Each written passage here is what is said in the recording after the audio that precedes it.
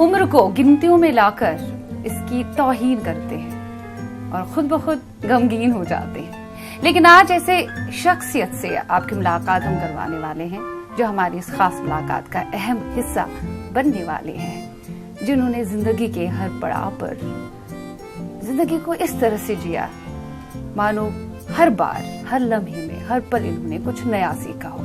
ना सिर्फ सीखा बल्कि लोगों को भी सिखाया। ये हैं हमारी हिंदुस्तानी सिनेमा के, ना सिर्फ हिंदुस्तानी सिनेमा के बल्कि टीवी जगत के और थिएटर जगत के अदाकारी के उस्ताद, जिनका नाम है राकेश बेदी। बहुत बहुत खैर मकदम है आपका हमारे। Thank you very much. सबसे पहले आपको बहुत बहुत मुबारकबाद।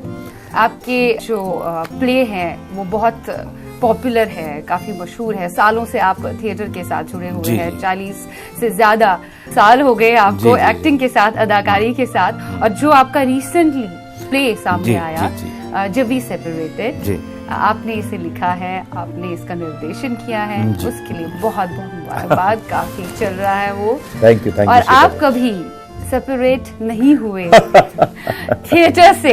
आपका पहला प्यार, आपकी पहली मोहब्बत, कहते हैं ना पहली मोहब्बत हमेशा खास रहती है, चाहे वो किसी शख्स के साथ की गई हो या फिर अपने शौक के साथ, जो आपका एक्टिंग का शौक रहा। एक्चुअली शौक का दूसरा मतलब इश्क ही होता है। शौक तो हम कहते हैं, मुझे इस बात का शौक है, लेकिन शौक एक्चुअली मीन्स इश्क।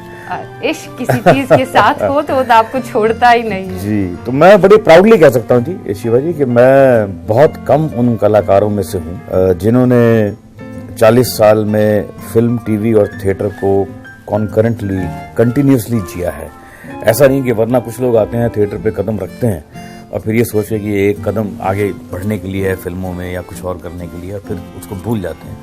मैं बहुत काम किया, मैंने बहुत बिजी रहा हूँ, बहुत मसरूफियत रही है, लेकिन सब चीजों के बावजूद मैंने कभी भी थिएटर का साथ नहीं छोड़ा, इन स्पाइट ऑफ एवरीथिंग। बहुत बड़ी बात होती है एक्टर के लिए, क्योंकि थिएटर से आप काफी कुछ सीखते हैं। ये एक तरह की रूहानियत आपके अंदर भरती है। आपके अंदर रूहानियत हो तो आप हर एक चीज बखूबी कर सकते हैं। और ये जो नया ड्रामा मैंने लिखा है, जिसका नाम आपने बताया जब वी सेपरेटेड है, तो ये मैं बड़ी मजबूरी में लिखा। आप कहेंगे मजबूरी क्यों? मजबूरी क्यों? एग्जाम्पल देता हूँ आपको कि पिछले 6-7 सालों में हमारे देश में डाइवोर्स की संख्या कितनी बढ़ गई है। ट्रू। और मैंने ये ड्रामा इसलिए मजबूर होकर लिखा कि आज से 10-15 साल पहले जो कपल शादी करते थे, उनके पास अलग होने के बहुत बहाने थे कि मेरी सास ऐसी है, मेरा ससुर ऐसा है, मेरी ननंद ऐसी है, मेरा देवर ऐसा है, जॉइंट फैमिली है, जगह नहीं है, जॉइंट बिजनेस है, पैसे की कमी है, फलाना है, जगह की कमी है, सो मेनी डावरी है। ये सब तो खत्म हो गया। अभी तकरीबन बड़े शहरों में तो खत्म ही हो गया, डावरी तो हम सुनते ही नहीं है।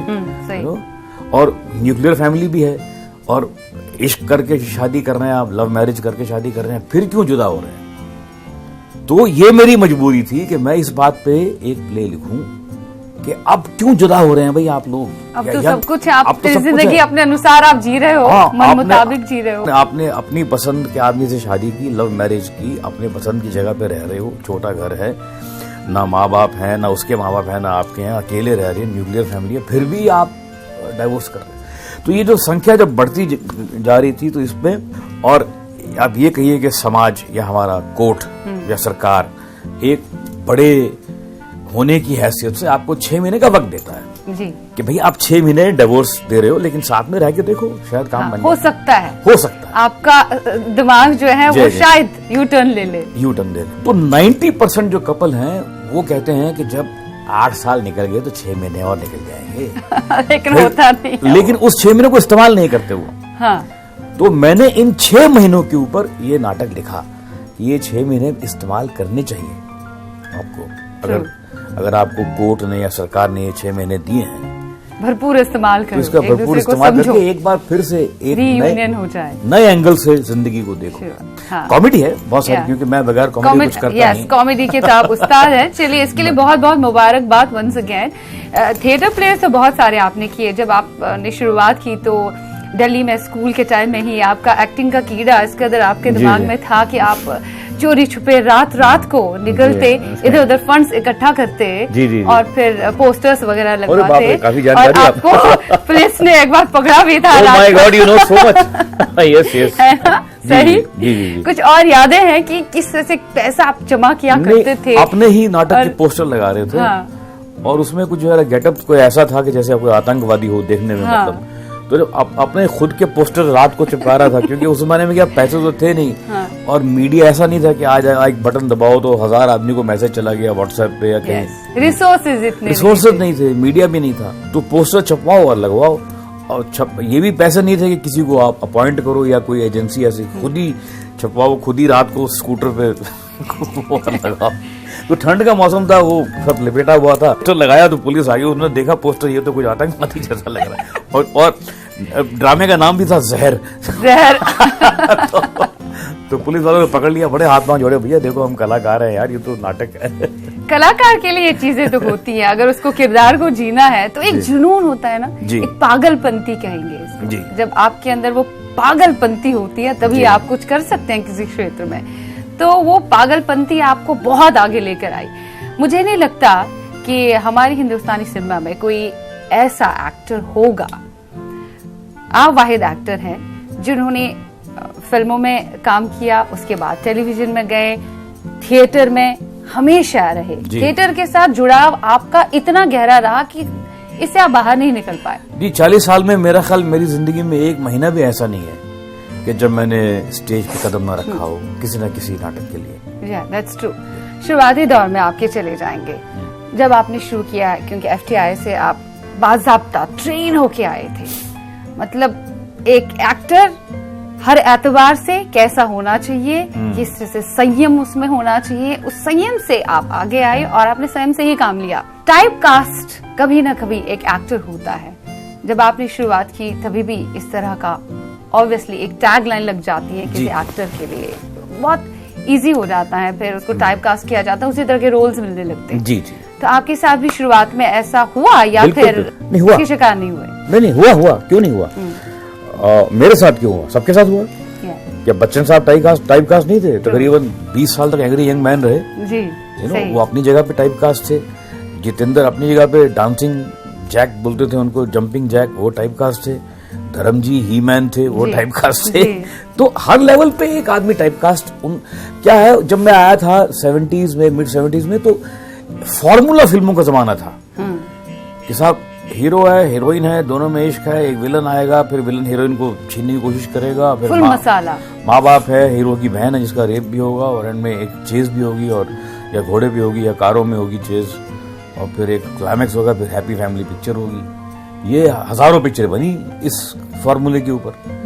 तो इसमें तो आपको स्टेंसिल कट एकदम टाइप कास्ट लोग चाहिए थे कि हीरो 5 फुट 10 से लेकर 6 फुट 2 इंच तक का होना चाहिए, विलन ऐसा होना चाहिए, डरावना होना चाहिए, कॉमेडियन हमारे जैसा होना चाहिए, अब मुझे कोई विलन तो लेगा नहीं। तो जब फिल्में ही फॉर्मूला फिल्में बन रही थी, उन्हीं में घुसना था। तो जब मुझे लगा कि सिर्फ एक कॉमेडी एक ऐसी जगह है जहां अगर मैं अपने आप को एस्टैब्लिश कर पाऊं, कुछ तराशूं और उसमें कुछ अच्छा काम करूं, तो शायद मैं एस्टेब्लिश हो। पर आपका डिसीजन काफी अच्छा था जो आपने सोचा था। हर एक एक्टर नहीं ले पाता ऐसे डिसीजन। कुछ गलत डिसीजंस होते हैं एक एक्टर के लिए, फिर बाद में उनको लगता है कि शायद उनके हित में वो नहीं था। एक्चुअली 90% जो फेलियर हमारी लाइन में होता है, और जो हम तो सिर्फ सक्सेस स्टोरी जानते हैं ना, बहुत सारे लोग हैं जो नहीं कर पाते, जिनको लोग नहीं जानते लेकिन हम जानते हैं कि हम काम करते रहते हैं। वो इसलिए होता है क्योंकि आप एक गलत मुगालते में रहते हैं, आप अपने आप का सही मूल्यांकन नहीं करते, आप जो हैं, जो कर सकते हैं वो नहीं करना चाहते, कुछ और करना चाहते हैं। बट आपका बड़ा विजन क्लियर था जो आपको मतलब इतना मजबूत बना गया कि जिंदगी में कितनी भी सारी रुकावटें आई, आपने उनको पार किया। एक एक्टर को भी जिंदगी में काफी अप्स एंड डाउन्स देखने पड़ते हैं, कभी कभी आप घबरा जाते हो, एक एक्टर घबरा जाता है, पता नहीं आगे क्या, लेकिन आपके साथ ऐसा हुआ नहीं। मैं अपने साथ एक्सपेरिमेंट करता रहा। एग्जाम्पल आपको देता हूँ, एक मेरा प्ले है, बहुत सारे प्ले किए मैंने। एक मेरा प्ले पिछले, एक तो सोलो प्ले है आपका, जी, उसी की बात कर रहा हूँ, मसाज की। 24 कैरेक्टर्स, 24 किरदार मैं उसमें करता हूँ। ये 16वां साल है उस प्ले का, 16 साल में भी चल रहा हो। और आपको जानकर खुशी होगी कि मैंने अभी 5-6 दिन पहले मुंबई में किया वो शो, और अभी 3-4 दिन के बाद वही प्ले मेरा 12वीं बार 12th टाइम दुबई में होने जा रहा है। वाह, लवली। मोस्टली जो कलाकार आते हैं वो सिर्फ स्टारडम को देखते हैं, जगह चौंध में फिर खो जाते हैं। एक्चुअली लोग ये भूल जाते हैं कि स्टारडम एक बाई प्रोडक्ट है। स्टारडम तो बाई प्रोडक्ट है आपके काम का। अगर आप अच्छा काम करेंगे तो स्टारडम अपने आप आएगा, बुरा काम करें तो नहीं आएगा, यू नो। लेकिन अगर आप स्टारडम के पीछे भागेंगे तो आप काम करना, अच्छा काम करना भूल जाते हैं। बहुत सही बात आपने कही है, क्योंकि आपने तो हर एक तजुर्बे से जिंदगी में जो कुछ सीखा है उसी का इस्तेमाल करके, प्रयोग करके आपने अपनी लाइफ को बेहतर तरीके से जिया है और अपने किरदारों को बखूबी जिया है, जो भी किरदार निभाया। स्पेशली कॉमेडी की बात करें जी, शुरुआत में ही इसे ही आपने कॉमेडी में अपने पांव जमाए और कभी आप लड़खड़ाए नहीं। चाहे आपने हमारे तुम्हारे में संजीव कुमार साहब के साथ काम किया या उसके बाद फारूक शेख के साथ काम किया, साथ में दीप्ति नवल थी, चश्मे बद्दूर की हम बात करें तो हर एक कैरेक्टर अपने आप में बिल्कुल जुदा सा था और आज भी याद किया जाता है उन किरदारों को। संजीव कुमार साहब की बात करें तो संजीव कुमार साहब तब आपकी नई एंट्री हुई थी। संजीव कुमार ऑलरेडी बहुत बड़े एस्टैब्लिश एक्टर थे, उनका अपना एक अलग स्टाइल था और आपने कभी किसी को ना नकल करने की कोशिश की, ना इमिटेट करने की कोशिश की, जो एक एक्टर के लिए बहुत अच्छा रहता है। जी। अगर आपको लंबा जीना है तो आपको अपना एक मुनफरिद अंदाज अपनाना पड़ेगा अपने हिसाब से, आप इमिटेट नहीं कर सकते। संजीव कुमार के साथ कुछ यादें जुड़ी हुई हैं, या संजीव कुमार और फारूक शेख की बात करें, दोनों में क्या कुछ सिमिलैरिटीज और क्या कुछ नया कुछ सीखने को आपको हमेशा मिला? फारूक शेख तो आपके बहुत अच्छे दोस्त भी रहे। जी, फारूक शेख तो बहुत करीबी दोस्त थे, हमने थिएटर के साथी भी थे, तो वो तो एक मैं कहूंगा कि मेरे लिए स्टार नहीं थे, मेरे दोस्त थे पहली बात टू स्टार्ट विद। रही बात संजीव कुमार की, जब मैं उनके साथ काम किया, उनके बेटे का रोल था मेरा, और बड़ा शैतान बेटा है और ऐसा बेटा है जो हनीमून की रात को ही उनको इतना तंग करता है, बिकॉज स्टेप सन है माँ के लिए, नई माँ लेकर आया है मेरा बाप, तो बहुत तंग करता है अपने बाप को।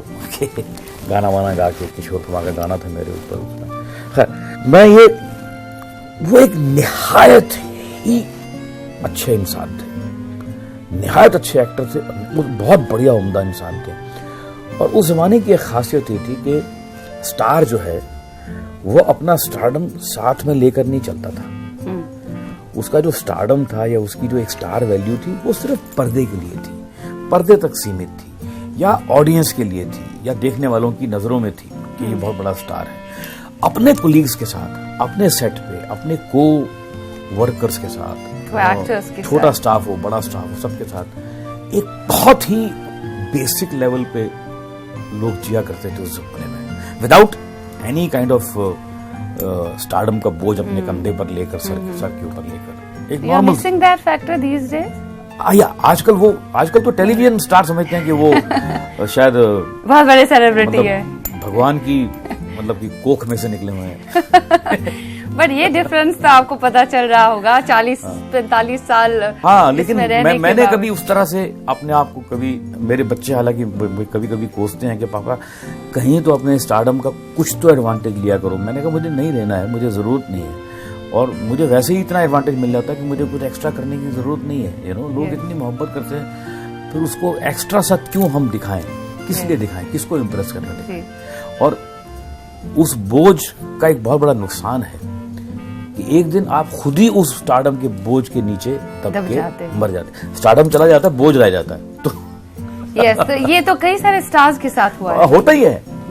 It happened to big superstars. जी, तो हमारे पास एग्जांपल्स हैं। आपने सर पे उठाया हुआ है बहुत सारा बोझ, मालूम पड़ा स्टारडम का बोझ है, लेकिन स्टारडम तो चला गया, लेकिन बोझ अभी भी है, उसके नीचे आप दबे रह गए। बहुत अच्छी बात कही है, एक आर्टिस्ट ही कह सकता है, कलाकार ही कह सकता है इस तरह की बात। क्या संजीव कुमार साहब की बात कर रहे थे, आपने कहा कि बिल्कुल स्टारडम होने का। एग्जांपल देता हूँ आपको। देखिए, पहली फिल्म हमारे तुम्हारे, उसकी शूटिंग खंडाला में चल रही थी। खंडाला यहाँ से बॉम्बे से आपको मालूम है 2 घंटे की दूरी पर है। तो प्रोड्यूसर ने मुझे बस का टिकट दे दिया वहां जाने के लिए, एसटी बस, नॉर्मल, मतलब बस अड्डे पे जाओ, बस में बैठो, वहाँ शूटिंग में पहुंच जाना। तो बजट नहीं था। अब शुरुआती दौर मैंने भी बुरा नहीं माना। मैं और अनिल कपूर दोनों, हम नहीं थे, दोनों उस बस में गए। वाह, है ना, साथ में गए, और वो भी थे उस फिल्म में। तो अब शूटिंग चली तकरीबन 10-15 दिन के अंदर मैंने संजीव कुमार को अब अपनी जोक सुना के, अपने एटीट्यूड से, अपने बिहेवियर से, अपनी कॉमेडी से, अपने विट से, ह्यूमर से अपनी जेब में डाल लिया। इतना मुतासिर कर दिया, आपके कायल हो गए। हाँ, कायल हो गए। मुझे ढूंढते थे वो, खाने के टाइम ढूंढते थे, हर वक्त किधर है राकेश, किधर है राकेश, किधर है उसमें देखो यार राकेश, रेस्टलेस हो जाते। हाँ मतलब मुझे वो कोलैबोरेशन मेरी आदत पड़ गई थी उनको। तो जब आखिरी दिन आया तो उनका सुबह 10 बजे 11 बजे उनका पैकअप हो गया और मेरा पैकअप शाम को 6 बजे होना था, 4-5 बजे। तो उन्होंने कहा कल मेरा पैकअप हो जाएगा, मैं बॉम्बे चला जाऊंगा। मैंने कहा सर बड़ी खुशी हुई आपसे, 10-15 हमने काम किया, बहुत मजा आया। तो मैं काम करता रहा पूरा दिन। शाम को 5-6 बजे मुझे लगा चले गए होंगे। हरी भाई बोलते थे उनको, हरी भाई उनका निकनेम था। मैंने कहा चले गए होंगे। मैंने सडनली देखा उनका जो एक असिस्टेंट था, उनका जो मैन फ्राइडे जिसको बॉय बोलते हैं वो था। तो मैंने कहा अरे तुम यहाँ घूम रहे हो, कहाँ है सर, कहाँ है? बोला सर तो यही है। मैंने कहा उनका तो पैकअप हो गया था सुबह 11 बजे। बोला लेकिन आपकी वेट कर रहे हैं, आपको साथ में लेके जाएंगे। कमाल। तो 11 से लेकर 6 बजे तक मेरी वेट करते रहे कि मेरा पैकअप हो और मुझे वो अपनी गाड़ी में बिठाकर बॉम्बे लेके जाए। तो ऐसा एक रैपो था उनके साथ, इस तरह के इंसान वो थे। बातों के सिलसिले को जरा सा यहाँ पे थोड़ा सा विराम देते हुए हम ब्रेक के पार मिलेंगे और वो चश्मे बद्दूर के चाम पे हम आएंगे जरूर। हम मिलेंगे इस छोटे से वक्फे के पार। हमारी बातें खास मुलाकात में राकेश बेदी के साथ जारी रहेंगी। हमारे साथ आज महवे गुफ्तगू है खास मुलाकात में राकेश बेदी। चश्मे बद्दूर की हमने बात की थी। जब चश्मे बद्दूर 1981 में वो रिलीज हुई थी, it was a super duper hit film. Farooq Sheikh Deepti Naval के साथ में कल्ट क्लासिक फिल्मों की श्रेणी में वो आती है। उसके बाद 2013 में डेविड धवन लेकर आए चश्मे बद्दूर नए हीरोज के साथ, न्यूकमर्स के साथ। पहले तो आपको लगा होगा कि शायद उस दौर में साई पराश पे उन्होंने लिखा भी था, उन्होंने फिल्म डायरेक्ट भी की थी। आपको लगा होगा शायद उस लेवल का लेकर आएंगे ये, या इस हमसे बेहतर शायद हो सकता है। लेकिन जब आपने फिल्म देखी, किन्हीं चीजों पर आपको जरा सा अफसोस हुआ? देखिए अफसोस तो सबसे पहले इस बात पे हुआ कि चश्मे बद्दूर जो हमारी थी उसमें एक उसकी यूएसपी, उसकी खासियत थी, उसकी सिंपलिसिटी। एकदम सिंपल सी फिल्म थी। घर भी सिंपल था, थिंकिंग भी सिंपल थी, वो जो बालकनी थी, छत थी, वो भी सिंपल थी। कोई ग्लैमर नहीं था। रियलिटी ऐसा लगता था कि ये हो रहा है, ऐसा होता है, या ऐसा मेरे साथ भी हुआ है, या हुआ है, या होने वाला है, ये हो सकता है। एक लड़की है जिसको मैं देख रहा हूँ, गली से गुजरती है, शायद मेरे साथ भी ऐसा हो जाए। लेकिन ये जो फिल्म थी इसमें क्या है, टेक्नोलॉजी बहुत आ गई, ग्लैमर बहुत ज्यादा आ गया। अब जैसे एक छोटा सा एग्जाम्पल कह लीजिए, एक जब मैं लड़की के घर में जाता हूं और आके बोलता हूं कि मैंने देखा उसके घर में, उसके बाथरूम में, टॉयलेट में हरे रंग का पर्दा है, मैंने देखा अपनी आंखों से, तो मैं उसको यकीन दिलाता हूं कि उसके घर पे जाके आया हूं मैं। और तुम्हें नहीं यकीन हो, जाके देख लेना, उसके घर में, उसके टॉयलेट में हरे रंग का पर्दा है, मतलब प्लास्टिक का जो कर्टन होता है टॉयलेट का। इसमें क्या था, वो बोलता है कि मैंने देखा उसके बेडरूम के ड्रॉर, पहला ड्रॉर खोलो तो उसमें उसके अंडरगारमेंट्स हैं लड़की कुछ चेंज हो जाता सब। तो कहाँ अंडरगारमेंट्स और कहाँ पर्दा, तो बहुत जमीन आसमान का फर्क है। एक्चुअली अंडरगारमेंट ने पर्दे को हटा दिया सब कुछ सामने लेकर आए। वो एक हद होती है ना, वो एक दायरा था आपके दौर का, एक सिंपलिसिटी थी। देखिए तो इस दौर में उसने अंडरगारमेंट देखे और उस दौर में मैंने पर्दा देखा। और पर्दे में जो बात होती है वो इस पर्दे की मोहब्बत तो फिर अलग ही होती है ना। और मोहब्बत की हम बात करें, आपकी मोहब्बत जो थिएटर के साथ है वो तो हमेशा लगातार चलती आई है और अभी भी जारी है। हाँ, आपकी मोहब्बत जो है, अधूरी मोहब्बत हम कहेंगे, जिसने आपको शायर बना दिया। लोगों को शायद नहीं पता, इस बात की इल्मियत नहीं है कि राकेश बेदी साहब बहुत अच्छे शायर भी हैं। मैं तो समझता हूँ कि मैंने इतनी मोहब्बतें की हैं कि लगता है सारी की सारी अधूरी हैं एक्सेप्ट मेरी बीवी के साथ जो है। I have a very lovely beautiful wife और बड़ी हसीन इंसान है, बहुत हसीन औरत है और बहुत मोहब्बत करता हूँ उनसे। खैर, तो शायरी की बात, हाँ, अब शायरी की बात रही तो शायरी, जैसे मैंने कहा कि आपको किसी चीज में डूबने के लिए उसमें डूबने की जरूरत नहीं है। मतलब उसमें अगर आप कई चीजों से अपने तजुर्बात से, आसपास से सीख सकते हैं कि क्या है। तो क्या सुनाऊं आपको, क्या सुनना चाहते हैं? जो भी आपके दिल के बहुत करीब है, या जो सिचुएशन आप देख रहे हैं अराउंड, जो जैसे हर एक दौर का अलग अलग जायका आपने देखा है। एक गजल आपको सुना देता हूं, आपने लिखी हुई। सोचता हूँ दोस्तों की इनायतों के बाद ये, सोचता हूँ दोस्तों की इनायतों के बाद ये, जलजले कमजोर थे या मेरा घर पुरजोर था। जलजले कमजोर थे या मेरा घर पुरजोर था। शेर सुनिए, वफा इनायत करम नवाजिश प्यार और मेहरबानियां, जो आपने भी कहा कि पहले का दौर जी, ये एग्जैक्ट उसी पे शेर है कि वफा इनायत करम नवाजिश प्यार और मेहरबानियां, गुजरे वक्तों में सुना है बस इन्हीं पे जोर था। वाह वाह वाह, गुजरे वक्तों में सुना है बस इन्हीं पे जोर था। देखकर बेरुखी ये साकी कहना ही मुझको पड़ा, देखकर बेरुखी ये साकी कहना ही मुझको पड़ा। ले गया जो जाम तुमसे मैं नहीं कोई और था। या वाह वाह। और शेर सुनिए, ये आज के ऊपर हालात पे हर इंसान पे फिट बैठता है, आज के दौर के हर इंसान पे फिट बैठता है ये कि खा रहा है दिन ब दिन ज़मीर मेरा ये शहर, खा रहा है दिन ब दिन ज़मीर मेरा ये शहर।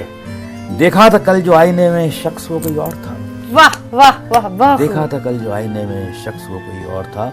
और आखिरी शेर है गजल का कि फिर से पलटा मजलिसे अहले सियासत से उदास, फिर से पलटा मजलिसे अहले सियासत से उदास, चश्मोलब खामोश थे तो दिल के अंदर शोर था। वाह वाह। आजकल के दौर हाजिर को मद्देनजर रखते हुए आपने ये कही है गजल, बहुत खूब, बहुत खूब मेल खाती हैं जो आजकल चल रहा है। बहुत अच्छा लगा राकेश भाई, thank you, nice talking to you, wonderful. आज की खास मुलाकात उम्मीद करती हूँ आपको बेहद पसंद आ गई होगी। लिखिएगा जरूर shiba.lateef@nwa18.com पर। फिलहाल आज की खास मुलाकात में इतना ही। एक नई शख्सियत लेकर आपकी खिदमत में हाजिर हो जाएंगे। तब तक के लिए अपना ध्यान रखिएगा। खुदा हाफिज।